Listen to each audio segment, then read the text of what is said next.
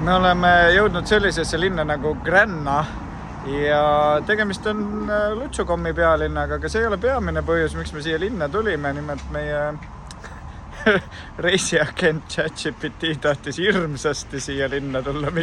Lausa nõudis meie käest seda. Põhimõtteliselt, kui me küsisime, et kus on mõistlik teha väike vahepeatus, siis ta korduvalt ütles, et kui see oleks tema valik, siis ta oleks siin Grännas. Jah. Me üritasin küll küsida, et äkki Karlskruuna või midagi vahepealset, aga ta ütles, et see on tore koht, aga see Gränna on palju parem. Nii et... Nüüd me siis näitame meie ChatGPT-le, kuidas Grännas elu on. Muidu... Aga nüüd me peame seletama, et miks on Lutsukommi pealinn, keegi ei tea.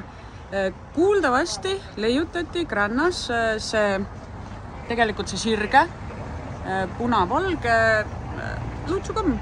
Jah, selle leiutas proua Amalia 19. sajandil juba ja see on kõigile tuttav. Kogu linn on neid komme ja kommipoode täis. Paneme teile pisikesi klipikesi ka. Jarmo ütles, et nüüd ta tahaks otsima minna, et mitu hambaarsti. Vot täpselt, paneb muretsema ikkagi selline suuhügieen siin linnas. Lähme otsime hambaarstid ja kommipoodi. Kommid leidsime, lähme otsime hambaarste.